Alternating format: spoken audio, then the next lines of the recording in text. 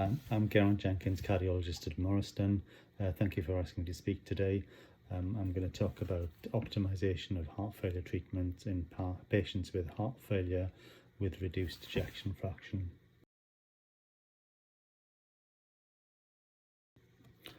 Here are my disclosures. In particular, I've taken part in quite a lot of the studies that have led to these guidelines. We mustn't forget the aims of heart failure treatment. Our aims are to improve symptoms, to improve life expectancy, and to prevent admissions to hospital. We mustn't forget that admissions are a big deal, particularly in the elderly. People come into hospital, lose function, and even though their heart failure treatment is improved and their symptoms are improved, they often don't gain their previous level of functioning. We always want to treat the overall patient and not the test. And even though we're talking about algorithmic initiation and titration of drugs, it's not appropriate for all patients, and we have to consider the individual goals of treatment. Some of you will remember this, which is the old algorithmic approach to heart failure treatment from the 2016 ESC guidelines. This has largely adopted a stepwise linear approach following the precise chronological evidence and design of the trials. So if the trial was designed first, that drug was recommended over and above drugs that came about later. This way of up-titration was resource and time intensive. There was a need for a lot of repeat echocardiography, and the evidence now suggests that the benefit of the key drugs is independent of the historical drugs being used first. So we've largely moved away from this, and I've just presented this for a historical perspective. So if you follow the guidelines provided by NICE, then there'll be many steps involved in the titration of drugs. And remember that the initial recommendation was that we titrate drugs up sequentially rather than in parallel. So if you follow those original guidelines, you could imagine that there'd be at least 20 visits, at least 12 blood tests, and at least 14 up-titration attempts and 4 echoes to get these patients on treatment. COVID, of course, made this impossible, and several publications led us to write our own guidelines for the management of heart failure in Wales. This is a paper published in JAMA Cardiology Online, showing the 4 potential steps in heart failure treatment up-titration for HFrEF. So in the third column from the left there, ARNIs, beta blockers, MRAs, and SGLT2 inhibitors. And you can see in the column to the left of that column the relative and the absolute risk reduction produced by those drugs for the end point in the first column. So for an ARNI, a 42% relative risk reduction and a 6.5% absolute risk reduction of cardiovascular death or hospitalization. For a beta blocker, a 35% reduction in relative risk reduction and a 7% reduction in absolute risk. For an MRA, 37 and 7.6%, and for an SGLT2, 25 and 4.3% reduction. So very big benefits from these drugs, and no reason to believe that it was important to use them sequentially. And this group suggested that all drugs be initiated on day 1 in low dose and then up-titrated as appropriate. And this then led to the full 4 pillars approach, where you had 4 drugs and you could initiate, optimize and reassess each drug in any order depending on each patient individually. So there's the concept of that you could adapt the drug you used first to the patient in front of you.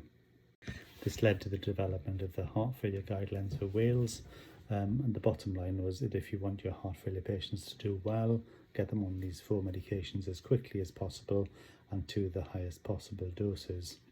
We wrote this as the Welsh Heart Failure Expert Reference Group over the course of a week with multiple emails back and forth.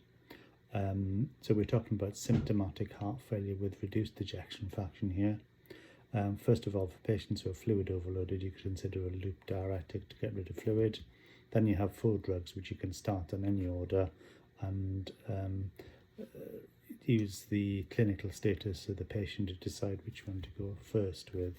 So consider a beta blocker, delay if there's pulmonary edema, ascites or quite mild edema, and if the patient's in AF, you might want to consider digoxin as well for rate control. Number 3, consider sacubitril valsartan in those with heart failure with reduced ejection fraction.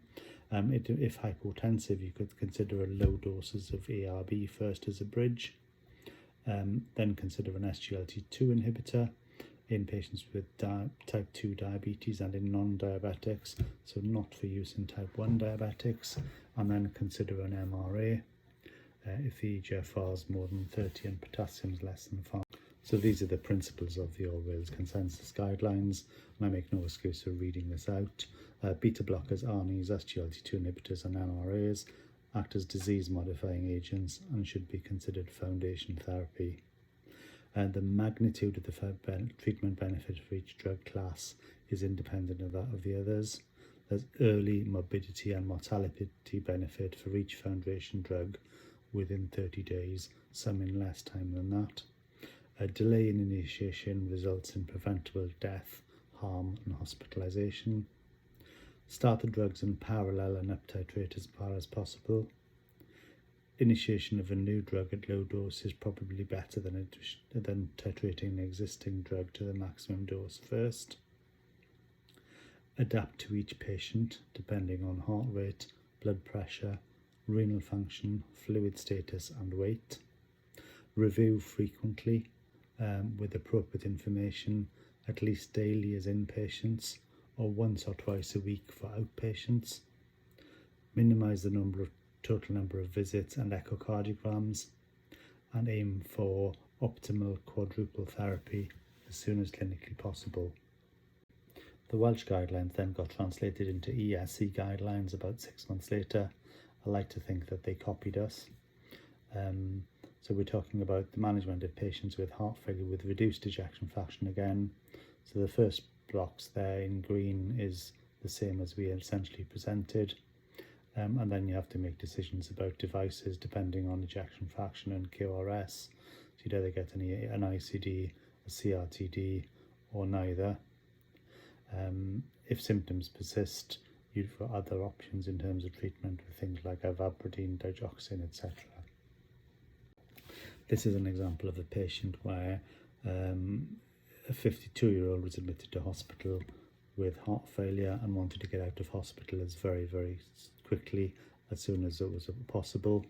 So we basically went on a fast track of getting this patient on heart failure treatment. His particular characteristics are shown on the top there. So he had a family history of ischemic heart disease, was tachycardic, hypertensive, had good renal function, low ejection fraction and sinus rhythm, with left bundle branch block, an NT-proBNP of 28,000, a HbA1c that was normal, cholesterol of 6.6, and the very first question he asked us in A&E when he was recovering from pulmonary edema was, "How soon can I go home, doctor?" So we explained to him that this might normally take a week or two in hospital, but we get things done as quickly as possible. And every time we saw him, he asked if we could speed things up any further. So we went with IV furosemide, sacubitril valsartan and dapagliflozin on day 1, added in bisoprolol and eplerenone on day 2, and then up titrated. So by the time he got to day 6, he was on full dose of dapagliflozin, eplerenone, sacubitril valsartan and bisoprolol, and a small dose of furosemide. His heart rate was 65, blood pressure 125/70, and by that time he was very keen and well enough to go home.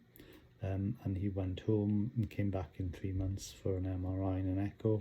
In the meantime, at day 7, he'd been to have his U's and E's rechecked, and then was seen again by a heart failure nurse at day 21, and is doing well with improvement in left ventricular function at follow-up. Aaron's shown you how heart failure patients are dealt with at the Princess of Wales. It's very similar to Morriston. On the right hand side here we see we're a tertiary centre for about 1.1 million population, and secondary care for the Swansea area, which is just under 400,000. we have 8 CCU, 8 HTU, 10 CITU, 10 short stay and 71 ward beds.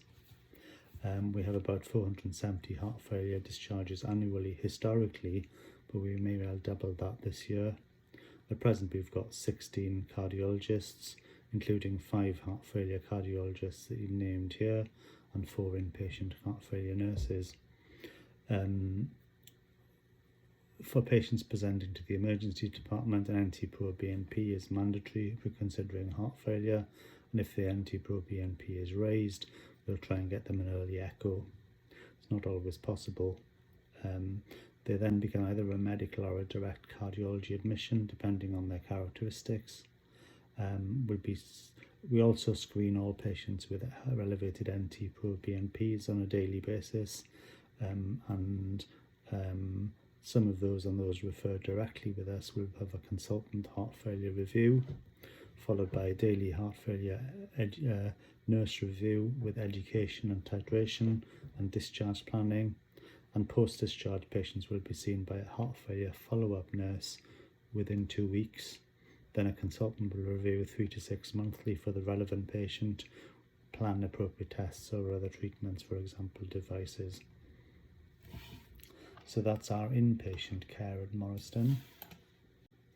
I'm now going to go on to move to outpatient care. So 3 of the heart failure cardiologists, Carey, Edwards, Bendick and Parent Shah, as well as 2 GPs with specialist interest, an echocardiographer, a specialist heart failure pharmacist and 8 nurses, or 8 at last count, I think it might be 13 now. They see 6 new heart failure patients or suspected heart failure patients a day. A BNP acts as a gatekeeper, and they'll see all heart failure patients in that clinic. So for an outpatient referral, an NT-proBNP is mandatory, and we'll usually see those patients within 1 to 2 weeks. We also see the heart failure admissions at the same clinic. We also have a heart failure MDT twice weekly, on a Tuesday and a Thursday lunchtime, when nurses or anybody can discuss patients and seek advice from a group of consultants and nurses as to the way forward. So the one-stop heart failure clinic is straightforward. They'll have an echo, they'll see as a consultant or a GP with specialist interest, have a clinical assessment, an ECG, some bloods, and we might organise some further investigations like an MRI or lung function, depending on what we think. They'll have heart failure nurse assessment and education if they've got confirmed heart failure, and that nurse will assist with up-titration of drugs and form links with the community. The patient will usually have a clinical review with a consultant at 3 to 6 months to consider devices, coronary angiography, valve intervention, consider a transplant assessment if that's relevant, and to plan long-term care. So thank you for listening.